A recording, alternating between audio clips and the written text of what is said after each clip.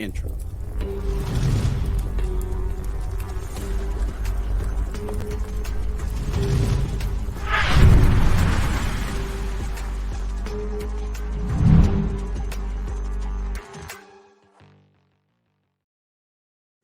Yo, what's happening, YouTube? It's your boy CB, and we are back for another huddle watch along with a recruit. This time tonight, I have one of my favorite defensive backs in this class, four-star cornerback, currently committed to UNC Charlotte, one of the most athletic, physical corners you'll see, but with natural ball skills. Not only that, when I say he is a winner, I mean he is a winner in the true sense of the word. Two-time state champion in football, two-time state champion in track, and he's one of those young men that he will continue to one up himself. He has broken his own records in track 4 times. Without further ado, y'all, I got to give it up for my boy Cornell Allen II. What's up, bro? What's up, my guy? Man, look, before we get into this tape, which is absolutely ridiculous, we were talking about your program currently. You guys are trying to defend your state championship, trying to three-peat, actually. Yes, sir. You're a two-time state champion in track. When you hear those things on paper, you think, oh, well, that means he probably transferred to a really good school as a freshman because he was an elite athlete. But that's not really the case here. Tell the viewers what the program was like when you got there and that journey to really building a dynasty.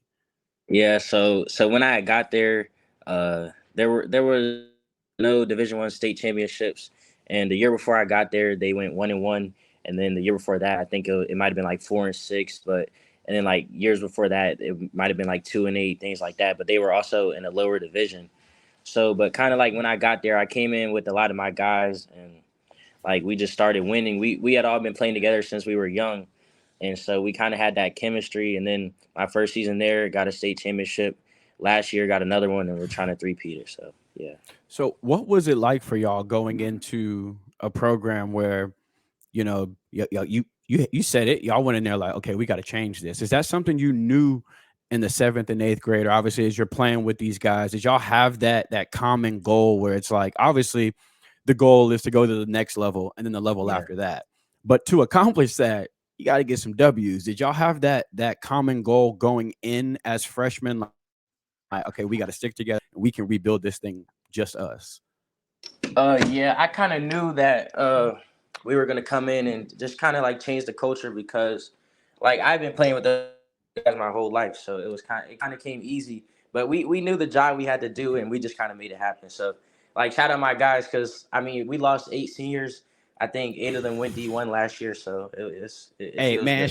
So, shout out some of those players. Let the viewers know some of those players because we're talking about young men who went to a school that did not have this winning tradition. There's freshmen there now, there's yeah, sophomores there now that expect to win because of yeah. the groundwork you guys laid for them. Man, shout out some of those guys that helped change that program with you. Yeah, my guy Elijah Rayner, Mario Thompson, Hunter Brooks, Robbie Dunn, Cam Fleming, John Brooks, Matthew Houston, Derek Badley. The list goes on, but those are just some. So Dogs. We talking yeah, uh a lot of programs, a lot of high school programs that have that kind of tradition, like I said beforehand, it's built in. It's oh, I'm transferring here because I know they have a winning tradition and I want to win. yeah, Y'all went there and, like you said, changed the culture, changed the perception of an entire football program. And yeah. you're also a star in track. Talk to us about that because not just being a double state champion, you continue to break your own records. Yeah, I mean, kind of like track. Like I had started this year because after my sophomore year, I ran a lot of 40s at camps. I was trying to get a lot of offers, like opportunities, really. But I ran some 40s. The times came back. I wasn't satisfied. I think I ran a 4.6. It was a bunch of 4.6s, maybe 1.47, and then I clocked 1.459. I think at my last Dang. camp. But then I was like, this year, like my dad was emphasizing track, so I had to get out to the track, and I think it helped me a lot because then, like, I think this past year, I clocked a 4.49 laser at the UA camp. But it's kind of just like track for me. Like I love to compete, so it's one of those things where like I just wouldn't let myself lose the race. My 4x2 team went to nationals. We placed 11th in the nation. Hey, So it's kind of like things like that. Like it's just like from like the people I surround myself with, like the brothers I play with, like we always love to compete, but no one likes to lose. So I think that's really what helped me like uh progress as a player, really, like in any sport. speak to where that comes from, no, because all football players have the competitive nature, but yours Yeah, transcends football. No matter what you do, I have a feeling that like after this, if I was like, "Hey, let's play tic tac toe," you would roll up your sleeves like, "All right, bro, like this ain't no normal game of tic tac toe for me because I'm trying to win." Where does that yeah. come from? I mean, I think like because I think it definitely comes from the people you surround yourself with. Because like before I had transferred to the school that I'm at right now, like I didn't really have the mentality I had. But like when you surround yourself with dogs, you have no choice but to become a dog. And Yep. like like one of my coach always say, like if he can bite as a pup, I know he gonna bite as a dog. So it's kind of Let's like, go. yeah, so it's kind of like you, like when I came in there, I came in there young, but they threw me in the system, and I just had to find a way. But I knew the people like I was playing with defense, I knew like they were gonna make me better, and like that's kind of how I became the player I am today. So what was that like for you that day when you announced your commitment? Obviously, you not just announced it. My boy was on live TV, not YouTube. Bro was on TV. What was that like for you? Not just for you, for the team, your family, that moment that obviously everyone doesn't get. That had to be awesome for you and your coaches and everybody around you. Yeah, I mean, I want to say that was probably the best moment of my life so far, but it was kind of just like, I mean, a lot of recruits say like a stress relief. You get a lot off your shoulders, but also like it kind of felt like good to make my parents proud. Because like I mean I had been grinding for so long. To like my goal was to make my college free. I don't have to get a job in high school, anything like that, because my college is free. But that was really one of the main things. And really just I felt blessed because like a lot of schools took a chance on me, but I feel like I found the right place and it's a great fit for me. So I want to go in and compete early, and I think that's a big emphasis. What were other than obviously wanting to compete and wanting to compete early, what were some of the things that you were looking for when you were looking at a school? Was it obviously playing time? Was it the coaches, the relationships, the scheme? What were some of the things that impressed you the most when you were looking for a home essentially for the next few years? Yeah, I want to say the scheme, because I was looking for a place that had five DBs on the field at all times. Yeah, Because like at my size, like I play nickel. Like I'm gonna play nickel in college, and hopefully I go pro. So it's kind of like I was looking for a place that would fit my size, my playing style, but also like I was looking for a good environment. And I feel like I said it, important. I've had like at least like five interviews, but I feel like when choosing your college is people over place. So like the people you surround yourself with is more important than the place. And also like the place that, well, UNC Charlotte, like that city is just beautiful. So like, and it's a Yeah. lot of people there, a lot of business there. So you get a lot of opportunities to make money, but that's what a lot of people don't realize. So that was a big thing. That's important. That's huge. I love that you mentioned that. That it's not just about Yeah, ball, it's about the people you surround yourself with, being comfortable. Like you said, you came in to a school where you knew you'd have to play early. You knew there were older people in front of you, but hey, if I surround myself with the right people and I'm thrown into a fire, I should be fine because I got a support staff, people that I trust. And as a player, you definitely have that trust. To that, yeah, somebody that trusts you is your defensive coordinator. And I know he does because he moves you around everywhere. Now, you did yeah. say at the next level, you'll primarily be playing nickel, but currently, he has you all over the field. Is that something you really enjoy doing? Yeah, I would say like I find fun in doing that. And I kind of just like I kind of try to go to the strengths of the offense, just like depending on their strengths, like that's where I'll try to go, and just I try to make plays. So yeah, And y'all gonna see him make play after play. What's interesting is you playing nickel is a great idea. Your range at safety, bro, don't make no human sense. Yeah. Like, yeah, and y'all gonna see it right here. The ball skills, natural ball skills. Did you play offense when you were younger? Yeah, I used to play running back though, so See, that's interesting. What made the move to DB? What about DB attracted you? I want to say it kind of started with the amount of money that certain players make in the NFL, and I was seeing that like I seen a lot of people talk about it, but like running backs are starting to make less, and the Less and skill less. positions are starting to make more. So yeah, And then once you get an interception, we see the running back and you come out. I'm guessing every time you get one of these, it's you see red and you want to score. yeah. Nah, this year our DB coach was talking to us today at practice. Well, he talks to us every day about it, but like he was like, if you catch it on the 1 yard line, go score in the other end zone. Like it don't matter where you catch it, just go score. So. And here we again, center field here. This range, ball skills. Look here. Somebody put him in center field. Do you enjoy when you're in center field by yourself playing that single high position? Nah, I definitely like it, but I would say there's nothing like man to man. I would definitely Ah, say press man. That's okay. there's nothing like press man. So for you, you like being physical. You like being up on the line of scrimmage. The instincts here. Talk to us about a play like this where this is just being in the right place at the right time, but pure instincts as well. And then ball in your hand, we go score. Yeah, I mean a play like that, I kind of knew like coming into that game, they like to run two outs a lot, and it's just like the quarterback looks for whoever is open first. So if I'm being honest, like that play, I was trying to leave my man open a little bit, give him a little bit of edge, and then go get the pick on my man, but he had overthrew the guy under me, so I kind of just was there and picked it. So you just baiting them. How much is film watch a big part of your game? A big part of why Cornell can do stuff like this?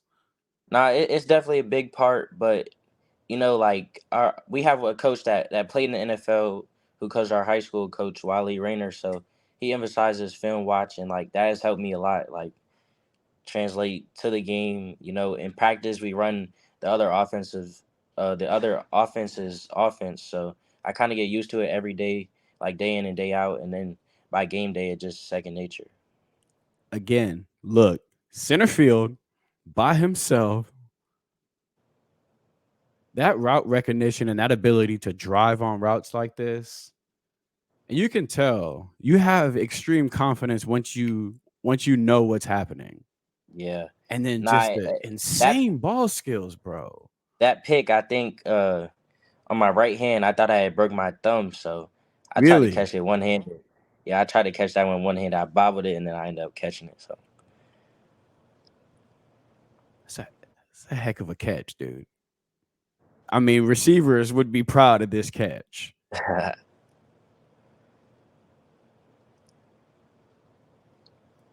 Just an absolute ball hog. Another pick here.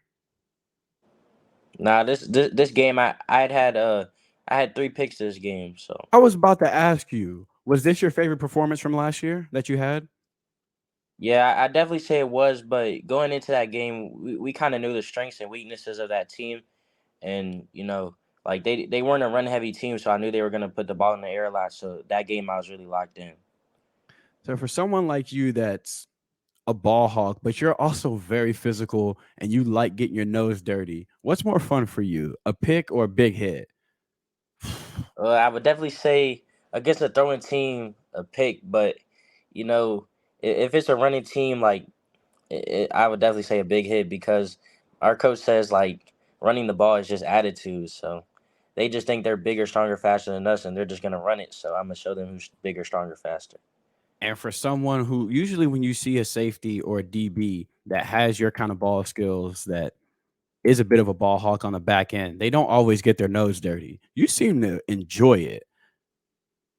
Yeah, I mean, I would definitely say I inherited that from the older guys who graduated. Like they were always nasty in practice. Inside run it always gets hectic, but it's kind of just like another one of those things where like you become who you hang around, and I was hanging around straight dogs, so that kind of just developed into my game. This couldn't have played out any better. Y'all, what he's talking about is this. Talk to us about a play like this here where you sniff out a run and it's like a Uh, heat-seeking missile once you know the ball carrier is in your vicinity and he's gone. I Bro mean, hit like I would he's say like 6'6", 280.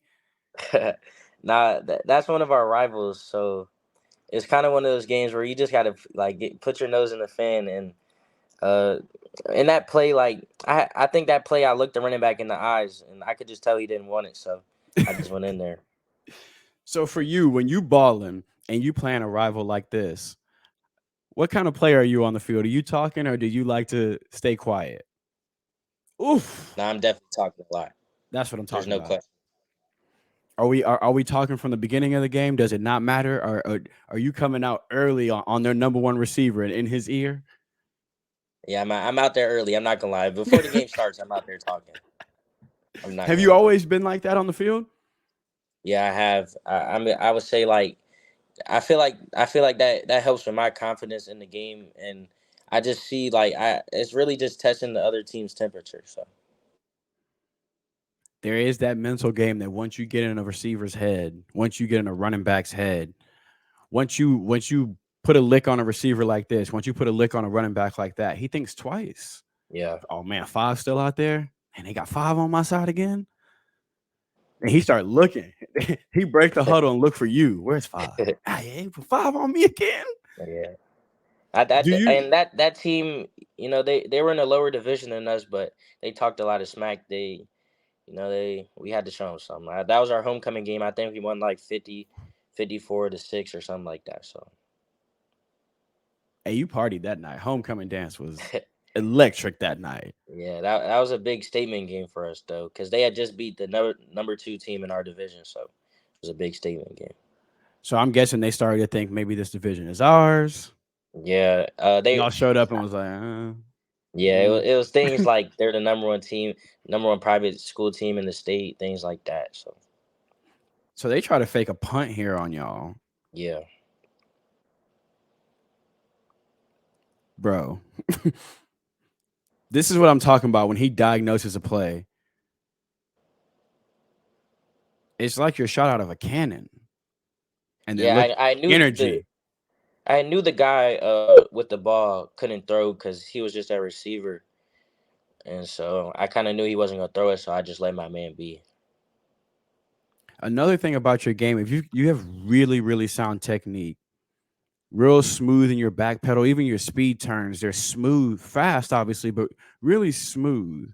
Who do you what coach do you attribute that kind of technique to? And again, just great ball skills and ball tracking. Bad ball here, tracked it down, made the pick. Who do you I attribute definitely that good technique to? I definitely give it all to Coach Timon Brown. That's our DB coach and co-D coordinator.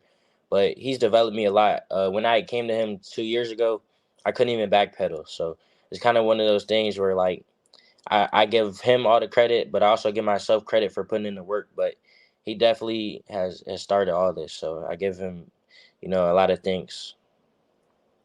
I love that because a part of our journey sometimes is the coaches that see things in us that we don't see, or Yeah. that, we see the finished product. We see pick six and big hits and fumbles.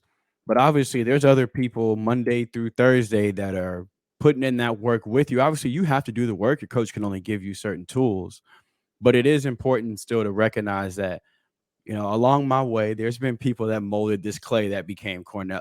And on this play here, the reason I keep rewinding this is what I'm talking about with just a nose for the football. Do you like playing special teams? Yeah, I do. I would definitely say I like gunner. They call that the gunner. So you just get to run down there. You have no assignment. So You just want to hit people. Now, say what it is.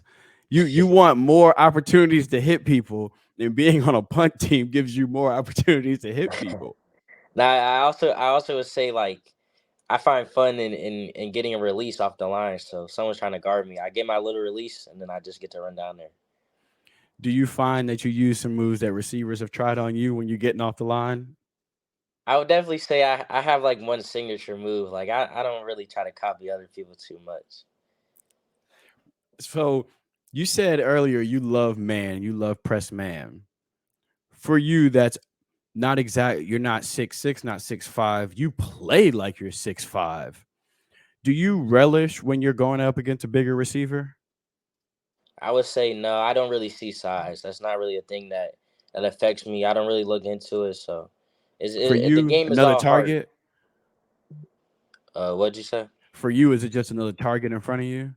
Yeah, I would say, and most of the guys that are bigger, they got more stars, things like that. So I kind of like going up against bigger receivers just to see what they're about. But I'm gonna talk regardless. So That's what I'm talking. See, that's that competitor in you though. That I want to go up against the best. I want to play the best. That that edge there. That's what's good. Obviously, that's what makes you great. But that's what's going to continue to make you great. That I don't just want to run track. I got to be the best at track if I'm gonna do it. yeah, If I'm gonna do something, I'm gonna be the best at it. My yeah, my grandmother used to have a saying. She used to say the world needs ditch diggers too. It don't matter what you do, be the best at it. If you yeah, dig ditches, you be the best at digging ditches. If you playing single high safety, you be the best single high safety there is. Whatever it is you do, you be the best at it. That yeah, competitive edge that you have, that's gonna make you successful. I don't care who they line up in front of you. I don't care what their stars say because stars don't really make catches. Like yeah. how much do you put into that to your ranking and stars and all of that? I mean, not much, but I could definitely say it can boost a player's confidence. Like, and I'll also definitely say like most of these recruiting sites like they give stars based off size, speed, things that they see you becoming, but that doesn't mean you're really a 5-star player right now. But they think in the future you're going to be a first round draft pick. So that's one of those things people get caught up in. But I would say like you still have to put in the work to actually be a 5-star, to get developed into a 5-star, things like that. But another thing I would say, like like I go against 2 4 stars and a 3-star every day in practice, and we compete every day. So it's one of those things that like I'm used to seeing, and like one of our receivers, his name is Fat Rat, but he's 6'3" and he ran a 4.39 laser, and yeah, so it's kind of one of those things like. I don't really look into all that because at the end of the day, like I'm going against the best in the country every single day at practice, day in and day out. So I feel like I'm one of the best in the country. What kind of speed is over there? Nah, he's crazy. And then we have a 3-star slot, Brennan Ridley. And then we have another 4-star outside. He's about 6'2", like 190. His name's Isaiah Robinson, but he's ESPN 300. So all them So guys, like, practices one-on-ones are a movie for y'all. yeah, 7 on 7, everything. Like even like the blocking drills, like everything we compete in. It's one of those things like we're just different. Is that obviously that has to be one of the driving factors as to how you guys are two-time state champions. If you could point to one thing other than your competitiveness and the competitiveness of your boys in your locker room, what else separates you guys? Because to have and build that kind of culture, bro, that's different. What what is it aside from the want and desire to compete that separates y'all from other teams that you may see on the schedule this year? I would definitely say it's the younger guys on our roster, like, and I feel like it's more of us, but I feel like we set a good example for them, and they kind of look up to us. So like everybody on our team, like people get caught up in the offer stuff like that, but like the young guys really like look up to us because we really put the work in every day. Like we make sure, like we have a lift at 3 o'clock every day, but if you're not in the weight room by 2:50, then you have gassers, and that kind Let's of just go. like pushes people to be there on time, be there early. Like on time isn't enough, things like that, and so it's really just like I would say the culture, like you said, other than the culture, but the culture is really it. Other than competing, like it is the culture. That's important though. That's accountability is important. If you're trying to build a winning culture, that's that accountability from the star player to the last dude on the team. If three Yeah, o'clock is the deadline, it don't matter if you're quarterback, running back, safety. If you wear a shirt that say Titans on it, 3 o'clock is the deadline. yeah, That accountability a lot of young men, they don't like to hold themselves accountable, or when you're young, you make mistakes. And to be that young and understand, hey, look, we're trying to do something that's bigger than me, that's bigger than everybody else in this room. Like you said, you're setting an example for the young guys on the team. When you were a freshman or a sophomore, you probably looked at a DB and thought, man, I'm gonna be the next him. There's somebody right now on that roster, a freshman or a sophomore, looking at you, looking at Cornell, going, man, I'm gonna wear 5 when he gone. I'm gonna be the next Cornell. Yeah. What's that like for you, knowing you're a leader? You're obviously in that leadership role, but also you've got now younger players who look up to you. Yeah, I would say that that's definitely a big thing, and we're definitely, well, I would say the program's in a position now where, like, we could only dreamed of back then when I had gotten there. But it's also one of them things where, like, it makes me a better player knowing that people look up to me because I had to give 100% effort every snap, every rep. And, it pushes me to, like, no one's perfect, but it pushes me to perfection. And that allows me to master my craft. So I definitely love the position I'm in, and it pushes me harder. Look, man, I I've said this since I first watched your tape. I know everyone that watched this with us tonight is going to echo this. One of the most talented athletes in this class, barring position, barring stars, pound for pound, just a wicked athlete, great instincts, literally natural ball skills. I was expecting you to say you used to play receiver. So it's interesting that the offensive position you used to play was running back. That's absolutely fascinating. I think I speak for all of us when I say we cannot wait to see what this senior season looks like. If they do stream your games, make sure you send them to me, and I will make sure that everyone else that is now going to be a fan of you after watching this watches them too. I think shout out to Charlotte. They are getting not just a great football player, but a great young man as well. You're not No just doubt. a champion on the field. What you have in between your ears and your drive is what sets you apart. No doubt. And I wanted to let you know that because everyone ain't born with the ability to jump out the gym. Sometimes you got to work to be able to jump out the gym. But to be able to jump out the gym and then not be satisfied, not be content, that's special.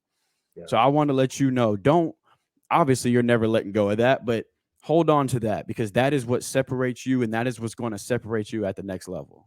I got you. Let them know where they can follow you on Twitter and on Instagram. And I will be linking his huddle and his Instagram and his Twitter down in the description. Y'all go follow him because this is a recruit you are not going to want to miss out on next year. Yeah, I got you. So my Instagram is at CORNE, the number one, and then the L. And then my Twitter is CORN, the number six, and then LL. And yeah. Thank you for coming on the channel, bro. Y'all go follow him. When your senior season is over and you have another ridiculous highlight package, we're gonna come back on here and we're gonna watch that and celebrate this state championship. Do you have an interception goal for this year? Yeah, I would definitely say, well, I hold the prep league record with 7, but I would say this year I'm trying to get I'm trying to get 12, at least one a game, but I won a couple of pick sixes, but I'm at corner this year, so I feel like it's as a respect thing. Like I just don't even want them to throw my way. So I so was gonna hopefully, ask, are you worried about that? That you may not see a lot of action? Because 7 picks last year. Listen, if I'm the offensive coordinator and he tests you too much, I'm gonna have to have a conversation with my quarterback. Like, hey, I told you stop throwing that 5. Like, what are we doing? I would say it's not anything I worry about because I'm playing safety as well. Like depending on who we play, but I would definitely say like it's one of those things where like I still want my respect. So Let's go. like I'm gonna try to lock everyone down who lines up in front of Hey, me. we getting all 12 of those, No all cap. of them. I'm at least half of them. I want to see ran back. I got you. We got to get a touchdown dance too. Whoever do these highlights, he celebrate. I know he do. All this talking, he celebrate. Don't cut off the celebration. We Yeah, trying to nah, I see that too. celebrate. I He, celebrate. I, hey, shout out to whoever does the huddle. Is fire. But can we leave the celebration in? We want to see our boy dance. I know he do it. We got to see it. Yeah. Thank you so much, bro, for coming on the channel. Literally one of my favorite young men in this class, and I'm excited for your senior season, man. Yes, sir. Appreciate you. Like, share, and subscribe. Follow Nell now. We out. All right.